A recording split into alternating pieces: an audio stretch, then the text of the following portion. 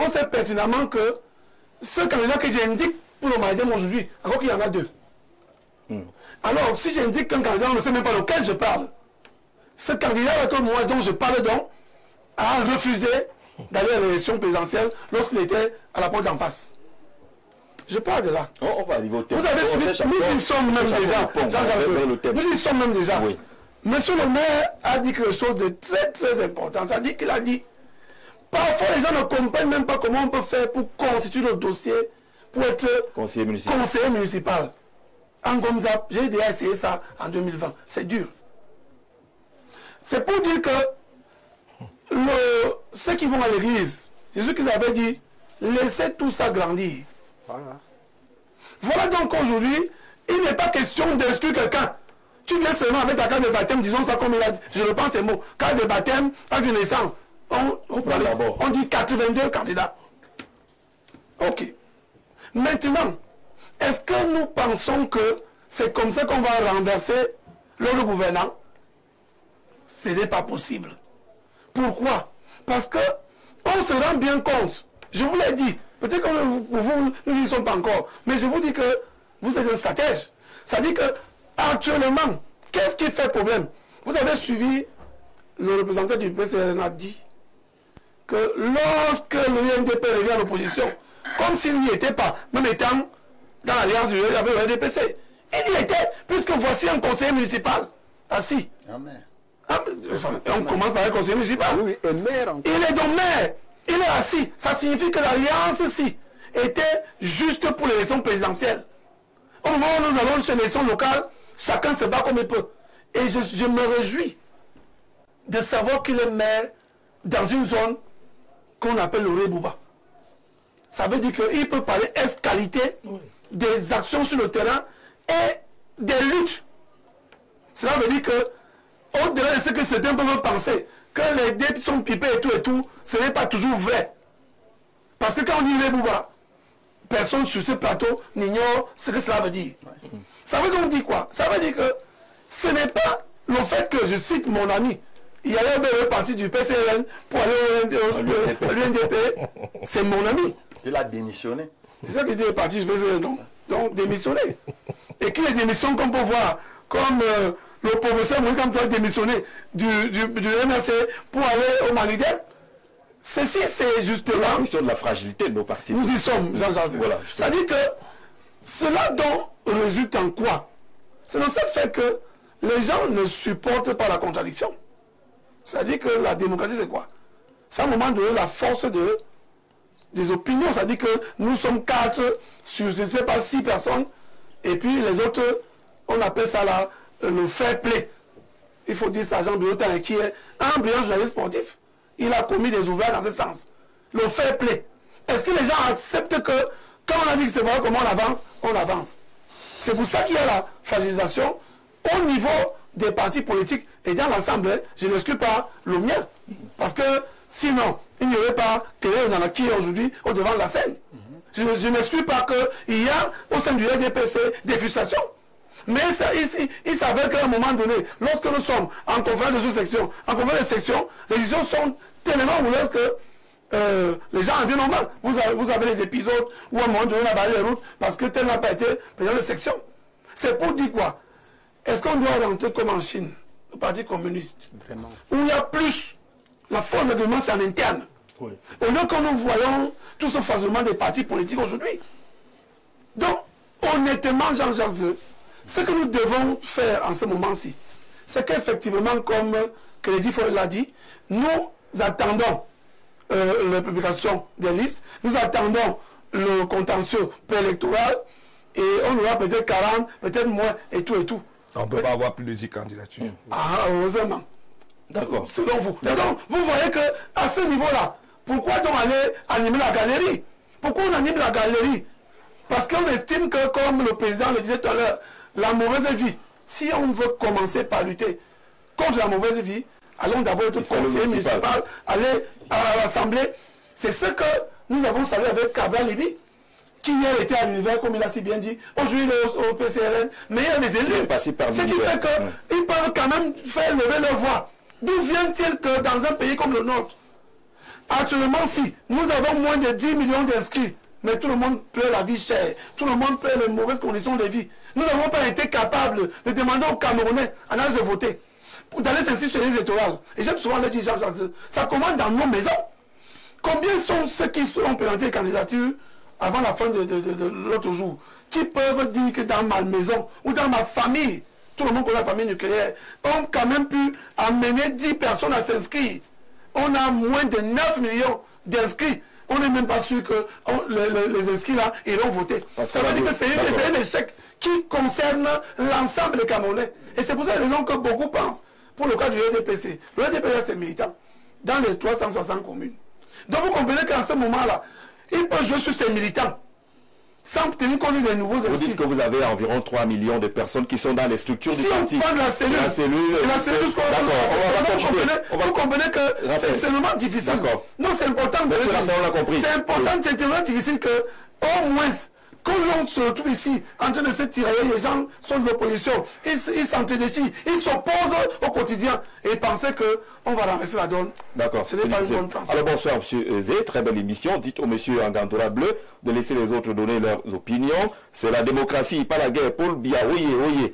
C'est ce qui est écrit, hein. Je dis seulement. Bonsoir, je tenais à intervenir dans votre émission pour dire à votre invité, en Rangers, un Rangers n'est pas au-dessus du shérif. Vraiment, nous amenez pas au Texas ou dans les films western. Celui qui est même venu à la fête des shérifs au Cameroun, lui, c'est ce qu'il recherche. Non, au Texas, Rangers n'est pas au-dessus d'un shérif en termes de juridiction et d'autorité hiérarchique. Merci, mon frère. On verra cela après.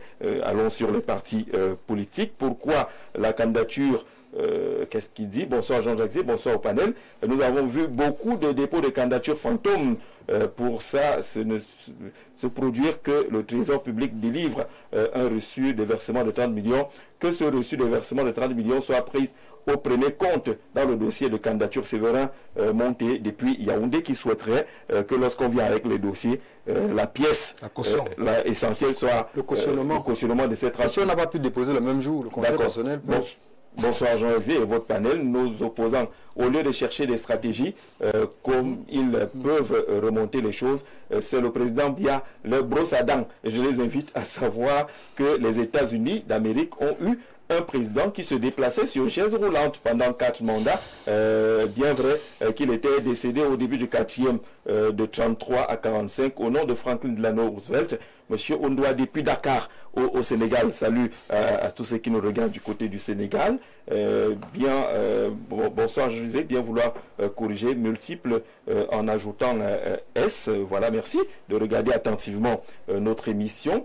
C'est aussi ça, la participation. Bonsoir. C'est Christophe de Douala. Le contentieux préélectoral s'ouvrira après le 11 août. Le problème du Manidem avec 2 candidatures n'est aucunement pareil à celui du RDPC qui aussi a 2 candidatures. On ne saurait parler de bicéphalisme au Manidem du moment où le Congrès a statué sur l'investiture de son président. Le Manidem ayant un élu en 2020 ne saurait être le même dont le candidat monsieur qui a présenté à Maurice Kamto. Le RDPC par contre n'a tenu aucun congrès de réinvestiture de Paul Biya et par conséquent tout militant peut se prévoir là candidat jusqu'à tenue du congrès avec un nouveau bureau exécutif. C'est long ce que vous avez écrit, c'est tout un livre là et puis vous n'avez pas mis, vous n'avez pas signé malheureusement votre message. On a compris l'essentiel.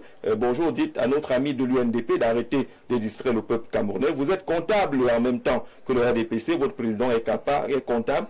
Depuis le premier régime jusqu'à ce jour, il a conduit. Voilà, c'est assez long. Essayons d'être bref. On a lu l'essentiel, c'est le plus 33. Ça vient de la France. Monsieur le Président, avec un regard externe, vous voyez ce qui se passe dans les partis politiques aujourd'hui.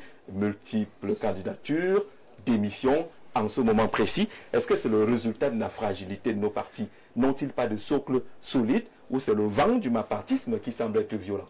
Oui, vous savez qu'il faut d'abord identifier les démissionnaires,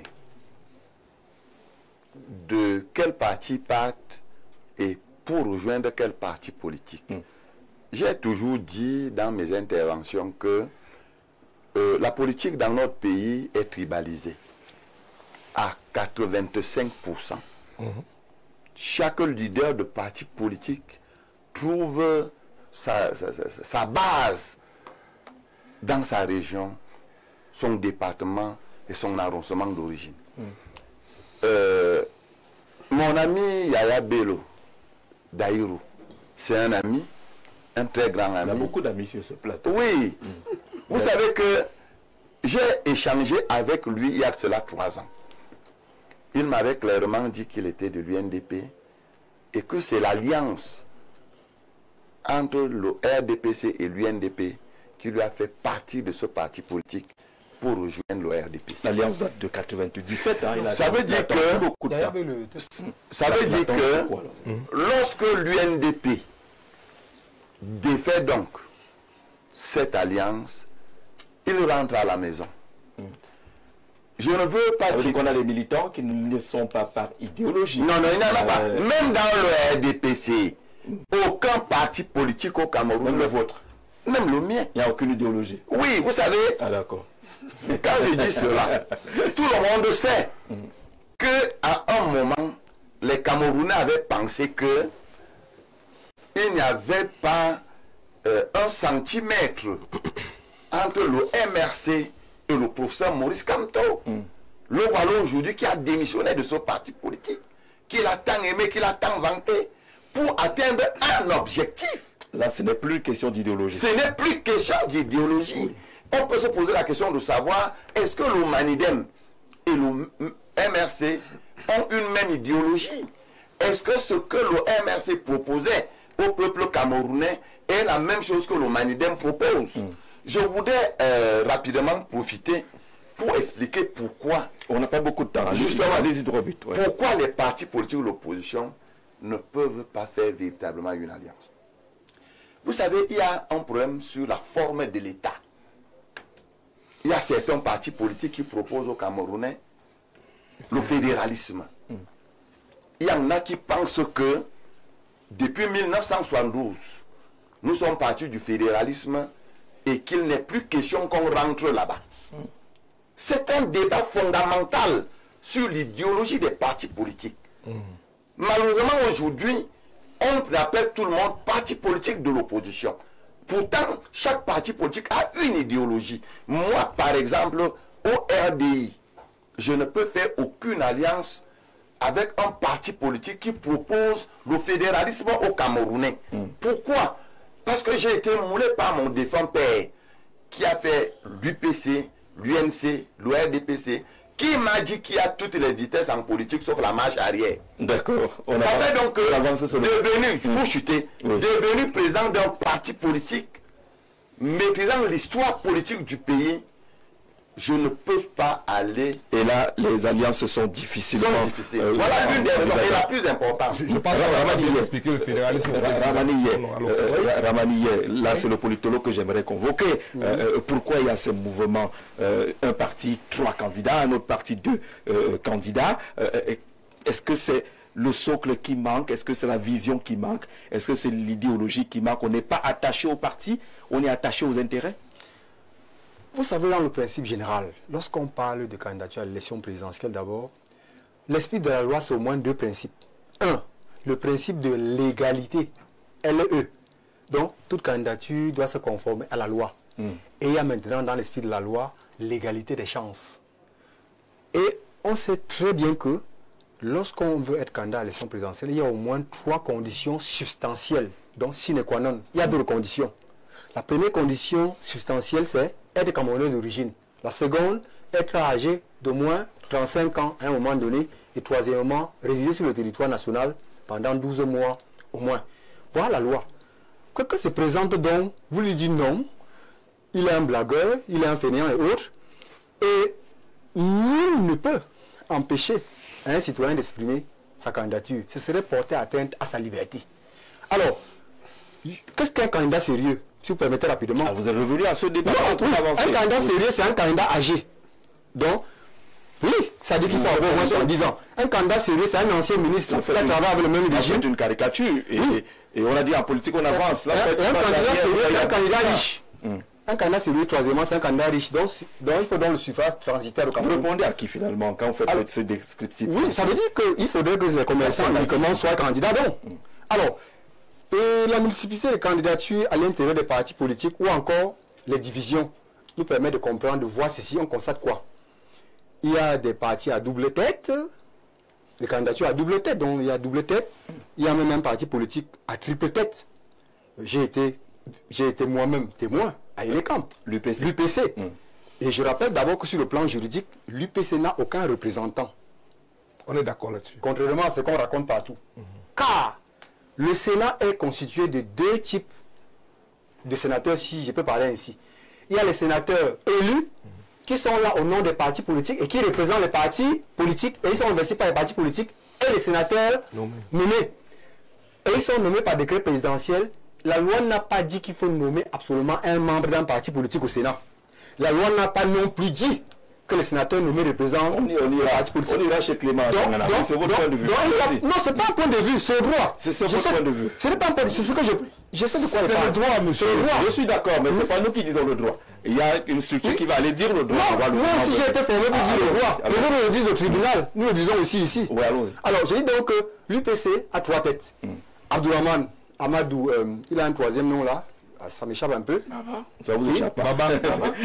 C'est pas le plus important. Allons-y, Abdourahmane. Non, Abdourahmane Amadou Baba, qui est lui, candidat de l'UPC imaginaire de madame.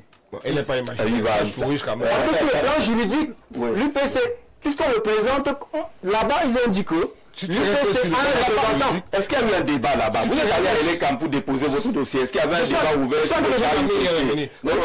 le plan juridique, cette UPC a eu une décision de justice de la Cour suprême qui la réhabilite et qui reconnaît l'UPC de Madame Ebi Baïssa avec Pierre Balaguet-Cotte. Donc ils ont une décision de la Cour d'appel qui valide leur congrès qui s'est tenu au palais de congrès. Donc tu ne peux pas dire qu'ils n'ont aucune base juridique. Laissez-moi parler, je vous allons. Alors les autres contrats se disent aussi être légitimes. Malgré qu'on dit que c'est lui le légitime, dans ce débat on peut le faire. Et la présidente c'est Abiba. Dans tous les cas, il y a plusieurs têtes à l'UPC. Alors, je souligne en disant que à l'intérieur des partis politiques, il y a des combats. Un parti politique, c'est une organisation politique et stratégique. Il y a des combats. Ça veut dire quoi? Il n'y a pas un militant d'un parti politique qui ne rêve pas d'être un jour le candidat du parti. Pourquoi ça ne se gère pas à l'intérieur, au cours du congrès, ainsi de suite? On attend en ce moment pour que les uns et les autres présentent leurs ambitions. J'aimerais souligner que le mode de sélection interne des candidats varie en fonction des partis politiques. Le congrès n'est pas la seule règle dans tous les partis politiques. Je prends un exemple, voilà. Oui, il y a des partis où, statutairement, de façon statutaire, on sait déjà qui est le candidat. Ce n'est pas une vue de l'esprit. Je peux prendre le cas de, par exemple, le RDPC, vous avez... Mais il y a un congrès avant. Oui, il y a eu... Voilà. Mais, non. Une fois que la règle du parti dit que le candidat... Parlons de droit. Le candidat, le président national du parti est le candidat, plus besoin de congrès. Si, parce qu'il faut élire le président national, monsieur. Non, il n'y a pas de congrès parce qu'ils disent que le bureau politique s'est substitué au congrès. Et donc, ça n'annule pas. Au cas où il y avait un congrès, on s'appuierait simplement sur cet article 27 qui est l'exception, qui n'est pas la règle. Qui n'est pas la règle. Le RDPC actuellement n'a pas un président statutaire. Pour qu'il ait un président statutaire, il aurait fallu qu'il y ait un congrès qui désigne ce président. Je suis en disant donc que ne permet pas que le bureau politique donc restez scientifique. Vous voulez parler à ma place? Je vous connais très pointu scientifiquement. Vous voulez parler à ma place? Alors, je dis simplement que la multiplicité des candidatures dénote aussi à l'intérieur d'une mésentente entre les membres d'un même parti politique. Par exemple, si nous prenons le cas du RDPC, ça dénote d'une mésentente. Si M. Teller Onana décide lui aussi d'être candidat, ce n'est pas de l'harmonie, sauf si les règles de logique ont changé sur ce plateau. Si maintenant, au Manidem, il y a le Bombok Yebga qui est arrivé d'ailleurs à Elecamp avec une canne et beaucoup de fétiches aussi. Venant de là. Il sentait beaucoup de vin blanc. On risque d'être dans le dénigrement que vous avez condamné tout à l'heure. Voilà. Vous avez condamné le dénigrement des candidats. Non, je l'admets plutôt. C'est une description qui n'est pas toujours... Mais c'est un bonbon. C'est un bonbon. Mais les fétiches... Mais Jean-Jacques, Donc vous méprisez quelqu'un qui sort de la grotte de Ngoglituba. D'accord. Avec les fétiches. Sur le doigt. On revient sur le doigt en disant que RDPC, Manidem, UPC. Bon, pour l'UPC, bon. Alors, ils sont tous dans les mêmes univers. Et univers, oui. C'est le même problème. C'est pas univers. Oui. Parce qu'il faut être là, il faut être timide. Univers a aussi double tête. Oui. J'aimerais simplement souligner ceci. Mais on a déposé le dossier, nous avons vu. Un fou pour aller déposer un dossier. Qui est-vous? Un fou pour aller déposer un dossier. Vous savez, il a conclu que c'est le résultat des mésententes. Il y a des personnes qui doivent réagir rapidement. Je conclus que la loi n'a pas dit que lorsqu'il y a une pluralité de candidatures, toutes les candidatures doivent être rejetées illico presto. Oui. Il faut nuancer. Donc il y a des partis politiques où il y a plusieurs candidatures. On va statuer ce qui a véritablement droit. Alors, sur cette question, l'UNDP, pour cette saison électorale, on n'entend pas beaucoup de bruit. Même par le passé, on a eu des gens qui sont aussi partis sur des mésententes. Quelle est la lecture que vous faites de la situation aujourd'hui des partis politiques engagés à la course élection, où on voit des candidatures qui se multiplient à l'intérieur? Je pense qu'on n'a pas besoin d'épiloguer longuement sur cette question. Ce que nous, on constate, c'est le manque de congrès et même des réunions qui précèdent des instances de ces formations politiques. Oui. À l'UNDP, par exemple, ce n'est pas seulement à la présidentielle. À tous les rendez-vous électoraux, l'UNDP tient toujours son comité central. Et c'est au comité central que les décisions d'investiture ou, pour ce qui est de la présidentielle, les précédentes, de la position, comme le cas de 2025. D'abord, il y a eu la base qui a manifesté à partir des fédérations des sections. Parce que l'organisation de l'UNDP, il y a les fédérations qui constituent les sections. Les fédérations qui ont fait un travail, qui ont sollicité que l'UNDP doit avoir une position claire à cette élection présidentielle qui pointe à l'horizon. Par la suite de ces réunions de la fédération, des fédérations, le parti a décidé donc de convoquer le comité central, au cours duquel des décisions, des résolutions ont été prises. D'abord, la première décision était de mettre fin à l'alliance qui... Tambelou est toujours au gouvernement. Non, Belou n'est pas au gouvernement. Ah, il a démissionné. Il faut que cela soit clair pour le Camerounais. On ne peut pas parler d'un candidat à l'élection présidentielle ou qui a vidé toutes ses affaires au bureau, à qui on a retiré les gardes du corps, qui a quitté la maison de fonction, qui a même remis les véhicules, et qu'on dise la lettre de démission a été déposée à la présidence. La lettre n'est pas adressée à la presse. Beno Bouba, ce n'est pas n'importe qui. C'est l'homme à la parole rare. Oui. Si aujourd'hui sa candidature fait bouger, ce n'est pas pour rien. Et nous l'avons dit, nous ne sommes pas là pour faire du bruit, beaucoup de bruit. Donc le problème est organisationnel. Organisationnel. Donc aujourd'hui, vous n'entendez pas de bruit dans l'UNDP. Tout au contraire, quand on entend dire que l'UNDP à peine retourné dans la vraie opposition, recrute dans le parti d'opposition. Non. Le cas par exemple des militants du SDF, qui étaient exclus, des exclus, parce qu'il faut que cela soit clair. Des exclus du SDF qui sont restés depuis un certain temps, ont observé la scène et qui étaient en contact avec le président Beno Bouba et qui attendaient effectivement cette rupture pour prendre position. Et ils ont choisi de le faire à l'ouest, à Bafoussam. Ce qui s'est passé hier Parce que lorsque d'aucuns pensent que nous ne venons pas pour recruter, et heureusement que le camarade, le président, a bien souligné le cas des Abello, qui le disait depuis. Et je l'ai dit, on ne s'était pas entendu avant. Donc, l'UNDP, le seul problème que Bello Bouba avait avec ses militants, ses cadres d'antan, c'est de rester dans cette alliance qui n'a rien apporté aux Camerounais, parce qu'il ne faut pas résumer ou caricaturer l'UNDP à la partie septentrionale. Ça a quand même donné quelque chose, non? Non. Non. Une si longue alliance. Une si longue alliance, c'est que lorsqu'on marche avec un partenaire ou un vis-à-vis, on lui donne le temps. On l'écoute. C'est cette patience, c'est ce sens de loyauté, et qui, finalement, a fait perdre beaucoup de plumes que l'UNDP est en train de reprendre. Je l'ai dit, nous ne parlons pas beaucoup. C'est-à-dire, je ne suis pas venu dévoiler les stratégies de l'UNDP sur ce plateau. Je suis venu dire que la candidature de l'UNDP tend sur la forme que sur le fond. On est d'accord là-dessus. Vous avez dit l'essentiel, que les partis aujourd'hui ne sont pas organisés. Comment ça se fait? Permettez-moi de chuter. Permettez-moi de chuter. Allez-y, monsieur le maire. Comment ça se fait? Un parti, on veut devenir président de la République. Il faudrait que dans nos partis, même qu'on soit sérieux. Lorsqu'aujourd'hui, même le RDPC, notre ancien allié, a 2 candidats, ça pose un problème. Vous croyez que ça pose un problème sérieux? Teller, ce n'est pas un militant d'en bas, c'est un conseiller municipal, un élu.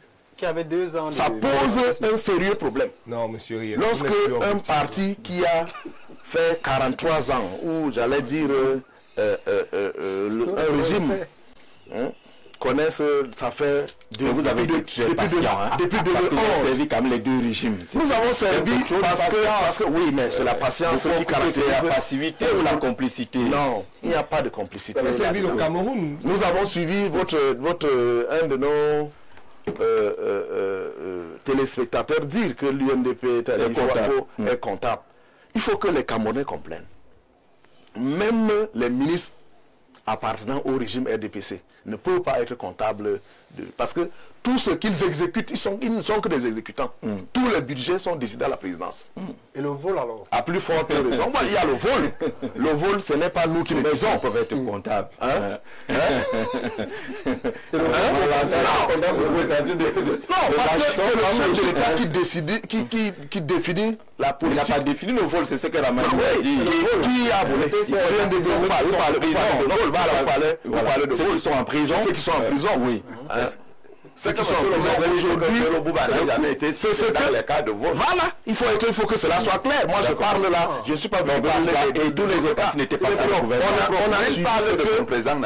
On a suivi ce que un membre du comité central du RDPC, Mouté Ambassa, a parlé, c'est-à-dire des détournements. Mais ça va être difficile de vous dédouaner. C'est une difficile épreuve. Montrer donc ce que tu as dit que le président... Simple, vous étiez marié pendant vous avez été là pendant plus de 20 ans. Ils étaient dans l'église avec le Christ. On accompagnait, on donnait le temps à notre allié de peut-être qu'il allait pour le bilan du ministère du tourisme peut-être. Il va falloir il fallait voir peut-être le bilan du ministère du tourisme pour ne pas vous laisser aussi.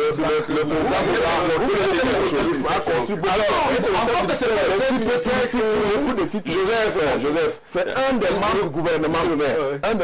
Oui, c'est bien ou mauvais, je dis qu'il faudrait quand même... Il dit que c'est l'un des membres du gouvernement qui affiche quand même un bilan en termes d'actifs du côté du ministère du Tourisme. Attendez la campagne électorale.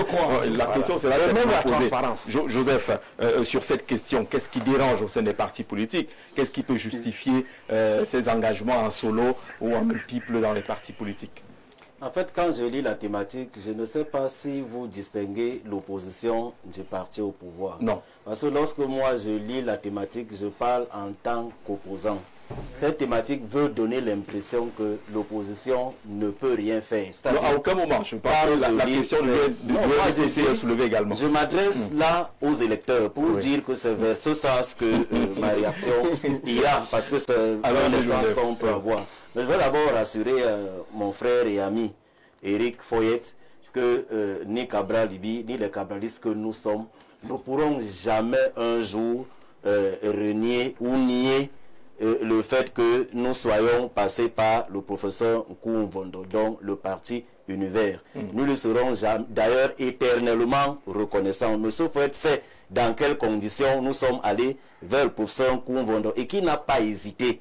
Il nous a dit que ce pays ne peut pas se relever sans la jeunesse. Chaque fois qu'il y a une jeunesse responsable, nous faisons confiance à cette jeunesse. Il avait même eu les propositions d'argent pour ne pas investir le candidat Cabral Libi, qu'il a refusé et il l'a investi. Donc vraiment, nous le sommes éternellement reconnaissants. Ça me gêne juste que c'est le vice-président du parti Univers qui soit en train de formuler ce type de revendication, parce que ça donne l'impression que tant qu'il n'y a pas ces revendications, il n'y a pas ce témoignage. Et maintenant, tout à l'heure, nous entrons dans la thématique de candidature multiple.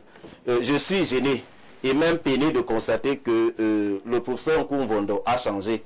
Parce que appeler un Camerounais Bayam de n'importe quoi et n'importe qui, sorti de la bouche du vice-président du parti Univers, je me demande ce que le parti Univers est devenu. Non, je ne pense pas. Lui-même, Foyette, moi j'entre pas dans ce détail, mais il sait mieux que quiconque ici sur le plateau que cette deuxième candidature du parti Univers, c'est une militante de base de la première heure du parti Univers avec qui on a travaillé en Gaoundé. Mais moi je ne peux pas entrer dans la vie interne des partis politiques, parce que quand il demande la reconnaissance, il faut que lui-même, Foyette, soit aussi reconnaissant. Je ne dis pas qu'elle est fondée à déposer sa candidature, mais disons-nous la vérité, c'est une militante, une engagée, une déterminée de la première heure. Moi, de ces candidatures multiples, ce que je peux dire, parce que tout le monde était convaincu depuis 2 ans que le parti politique qui aura 2 candidats à l'élection présidentielle, c'est le P7.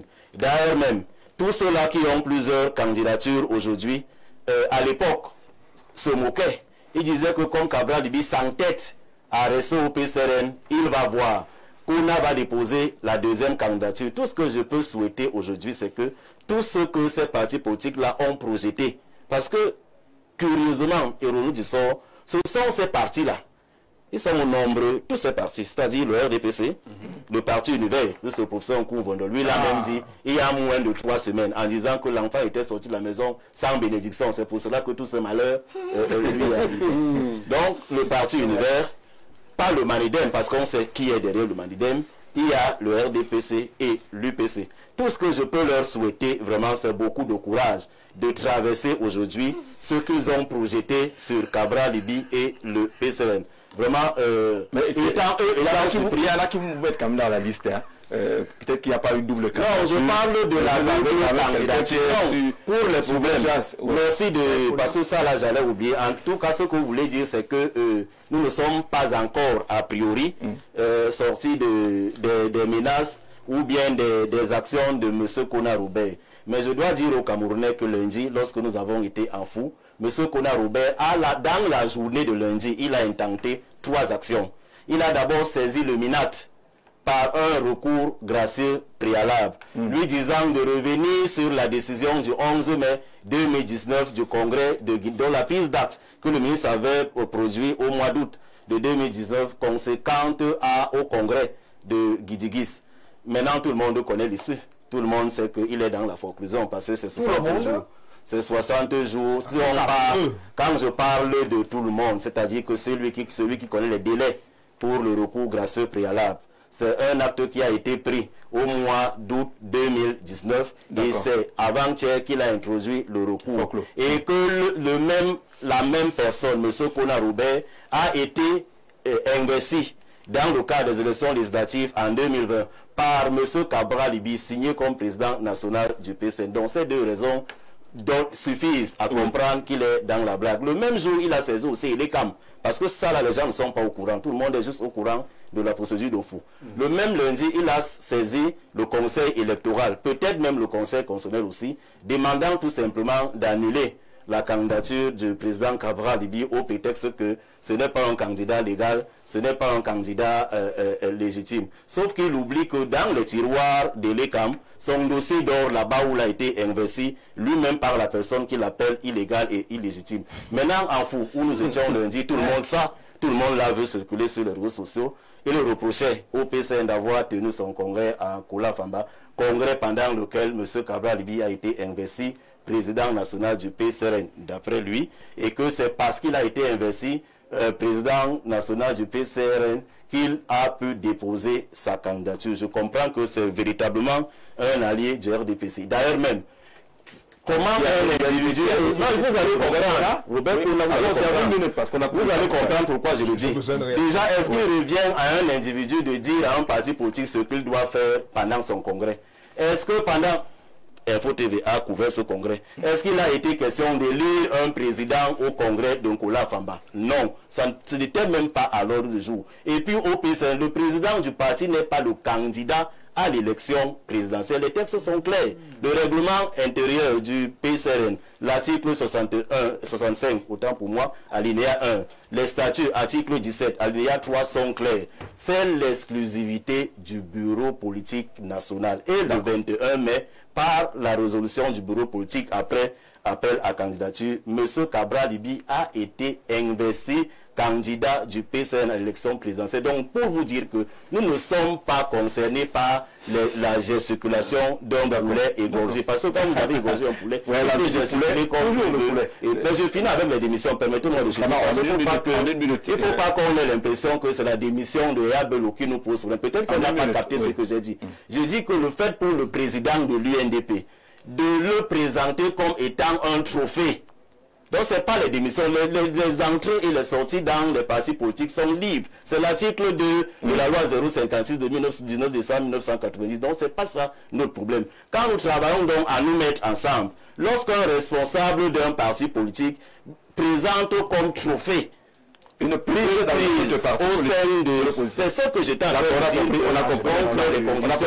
Je voulais chuter en disant au président que non, on ne peut pas avoir un objectif commun, à savoir remplacer l'ordre gouvernant et instaurer, de transformer les souffrances des Camerounais en soulagement et dire qu'on ne peut pas se mettre ensemble. Non, pour nous, le PCN, le mandat de 2025, c'est un mandat de transition. Donc les gens doivent se mettre ensemble, quelle que soit leur orientation idéologique, et s'accorder sur un plan d'action de 2-3 ans qui va ramener la sécurité, la sérénité et qu'on mais on n'a jamais été nous avons travaillé pour la réaction ensemble. Nous ne sommes pas là pour dire que moi je n'ai pas parlé d'Akérémouna.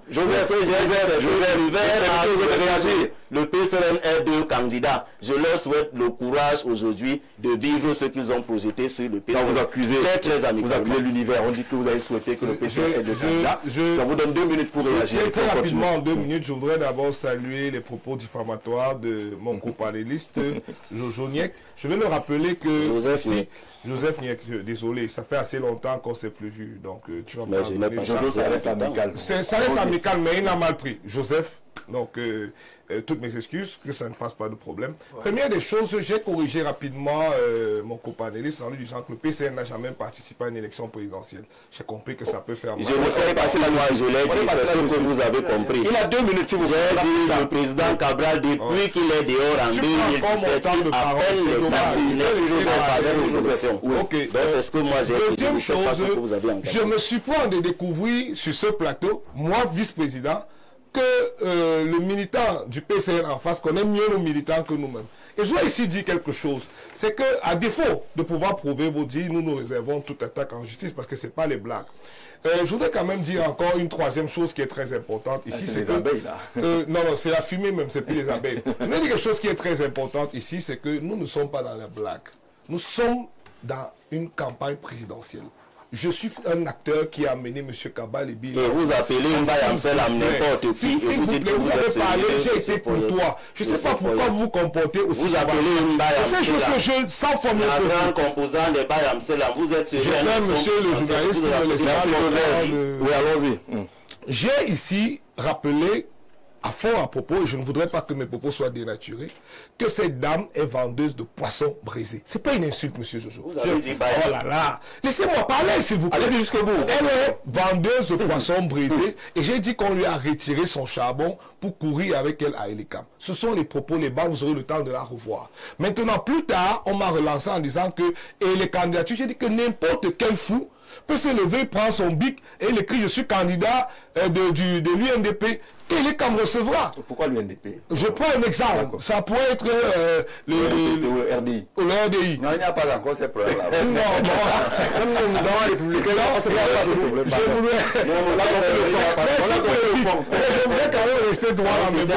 Oh là là. Je voudrais rester droit dans mes bottes en expliquant que nous connaissons les circonstances qui l'ont amené à poser son dossier. Mais je rappelais que, on l'a dit ici fort à propos, l'ECAM reçoit d'abord toutes les candidatures. Ça veut dire que cela aurait pu arriver à l'UNDP. Que même un passant se lève, il écrive « Je suis candidat », qu'on aurait acté que l'UNDP a 2 dossiers.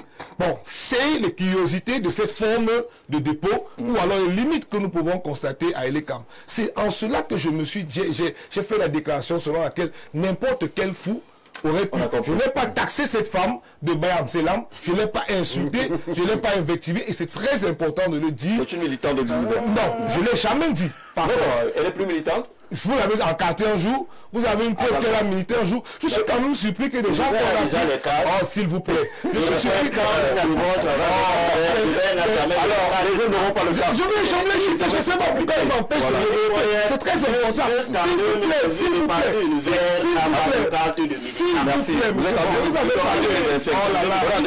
je pense que vous avez quand même en face de vous celui qui a amené les cartes auprès de vous. C'est moi qui ai amené les cartes à 11 millions, s'il vous plaît. C'est moi qui ai amené les cartes au MSC. Vous n'allez pas me voir président d'un vice-président d'un parti politique. Vous me demandez si vous avez les cartes comme si vous avez inventé le monde. S'il vous plaît, monsieur, vous parlez d'un parti politique. Le responsable du parti. Je voulais finir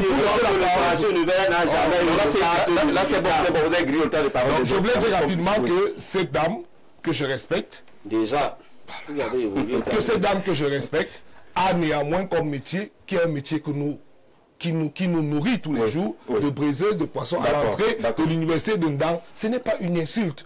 Elle est très connue, elle est très populaire. Je ne sais pas si son climat est...